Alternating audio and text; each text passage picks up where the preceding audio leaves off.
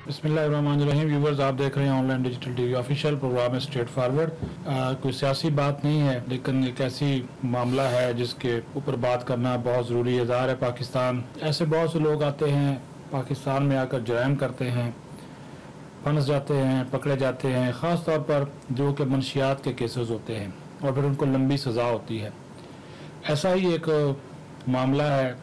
बर्मी शहरी हैं, ये मनशियात स्मगलिंग के केस में पकड़े गए थे। इब्राहिम कोकू इनका नाम है और उसमें आज एक अहम डेवलपमेंट हुई है, तो उससे आपको आगाह करना बहुत ज़रूरी है, क्योंकि ये अपनी जो सज़ा है वो पूरी होने के बावजूद, अब ये देख लीजिए कि सज़ा पूरी होने के बावजूद 5 साल से ये कैद हैं ये। और अब उन्होंने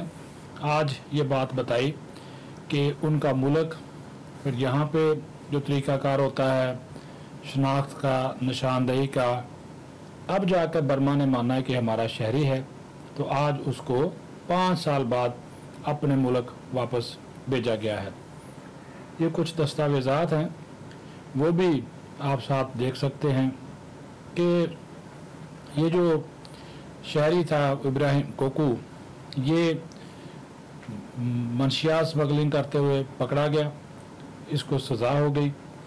और सज़ा मुकम्मल होने के बावजूद ये 5 साल से कैद में था। आज इस्लामाबाद हाई कोर्ट में एक रिपोर्ट जमा करवाई गई वजारत दाखिला और वजारत ख़ारजा की जानिब से, और इनको जानिब से बताया गया कि जो इब्राहिम कोकू हैं, इनको जो वजारत ख़ारजा है बर्मा की, उन्होंने आखिरकार ये तस्लीम किया है कि ये हमारा शहरी है, और इसकी शहरियत की तस्दीक जब हो गई है तो बाकी जो क़वायद ज़वाबित थे उनको पूरा होने के बाद इब्राहिम कोकू को उसके मुल्क यानी कि बर्मा में रवाना कर दिया गया है। बर्मी सफारतखाने ने ही इब्राहिम कोकू जो हैं, इनकी सफरी जो दस्तावेज़ात होती हैं, पासपोर्ट वगैरह, टिकट्स वगैरह, उनका जो है वो बंदोबस्त किया, इंतज़ाम किया, और इब्राहिम कोकू को जो है वो बताया गया कि 10 अगस्त को जो है वो इस्लामाबाद से म्यांमार डिपोर्ट कर दिया गया था, क्योंकि उसकी तस्दीक जो है वो हो गई थी। इस्लामाबाद हाई कोर्ट ने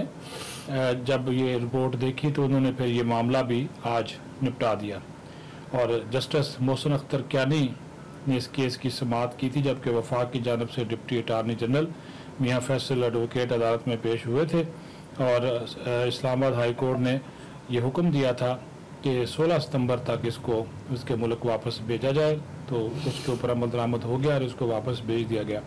इस कहानी को बताने का मकसद सिर्फ और सिर्फ ये तो एक गैर मुल्की शहरी था। पाकिस्तान में हज़ारों ऐसे अफराद और ख़वातीन, ये इंतहाई अफसोसनाक है, सैकड़ों ख़वातीन उसमें शामिल हैं, ऐसे हैं जो कि अपनी कैद की जो मुद्दत है वो पूरी कर चुके हैं, लेकिन उनके पास वो जो उनको जुर्माना हुआ था उस जुर्माने की अदायगी के लिए पैसे नहीं, जिसकी वजह से अदालत के जो मुअज़्ज़ज़ जज साहबान लिख देते हैं कि 5 साल कैद और 20 लाख जुर्माना। वो 5 साल कैद तो काट लेता है, 20 लाख का जुर्माना वो नहीं दे पाता, तो अगर वो फिर लिखा जाता है कि अगर 20 लाख जुर्माना नहीं देगा 2 साल और काटनी पड़ेगी। ऐसे बहुत से केसेस कि मामूली जुर्माना 20-20 हज़ार जुर्माना ना देने को ऐसे लोगों को 3-3 साल कैद काटना पड़ी, जेलें भरी पड़ी हैं, गुंजाइश से ज्यादा कैदी हैं उनमें।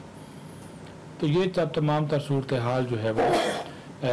सामने है। तो ये मैंने आपको एक मिसाल दी है, ये देखें कि इसकी भी मुद्दत पूरी होगी, कैद की मुद्दत पूरी कर ली, लेकिन उसके बावजूद वो 5 साल से कैद था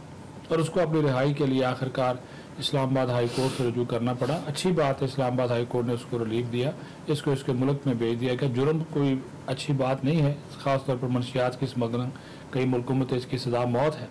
यहाँ पर उम्र कैद भी है। तो इस तरह की जब चीज़ें हों तो उन लोगों के बारे में भी, उन कैदियों के बच्चों के बारे में, ख़वातीन के बारे में, गरीब कैदियों के बारे में जो बेचारे जुर्माना नहीं दे सकते,